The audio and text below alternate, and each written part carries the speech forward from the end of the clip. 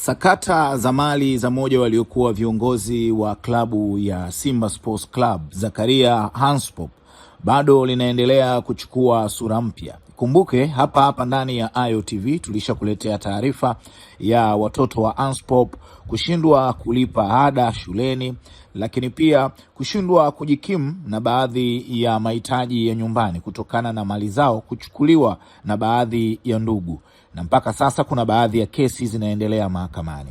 Leo hii tumefika katika mahakama ya ardhi Mwananyamala, ambapo watoto wa Hanspop wana kesi ambayo inaendelea hapo. Ni kutokana na moja ya viwanja vya baba yao kutakiwa kuuzwa na benki. Huyu hapa ni wakili anayewatetea familia ya Hanspop akielezea kuhusiana na sakata hilo. Na leo shauri letu lilikuwa linakuja kwa ajili ya kutajwa, na shauri letu linahusiana na kiwanja ambacho familia haijawahi kutoa kama sehemu ya mkopo benki, lakini inaonekanika kwamba kiwanja hicho ni sehemu ya mkopo wa benki.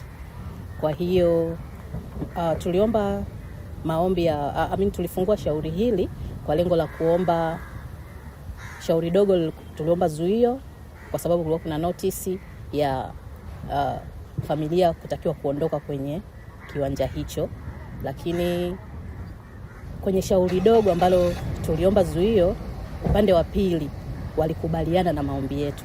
Kwa hiyo ile oda ya zuio imetoka. Kwa upande wa kesi kubwa itakuja tena kutajwa tarehe 26, ni baada ya upande wa pili kuomba maombi yao wakarekebisha baadhi ya vitu ambavyo wameona havikuwa sahihi kwenye maombi yao.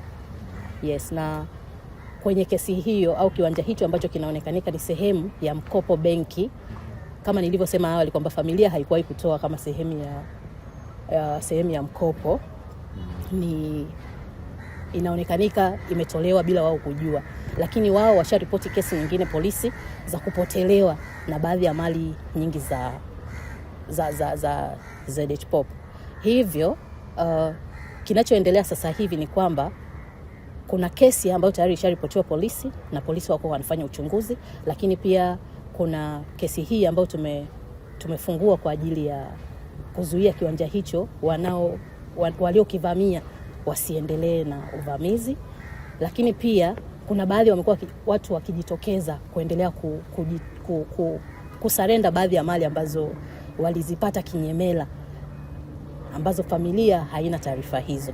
Lakini pia kama nilivyosema kwamba tumesha ripoti polisi, kuna kesi ambayo iko polisi na baadhi ya mali za marehemu zimekuwa zikikamatwa na kufikishwa kwenye vituo mbalimbali vya polisi, ikiwemo Oysterbay polisi kuna magari, na pia Central polisi kuna baadhi ya mali za marehemu zingine ambazo zimekamatwa ziko pale. Hivyo tunawasisitiza wale wote wenye mali za marehemu ZHPOPs waanze kuzisarenda kabla mkono wa polisi haujawafikia.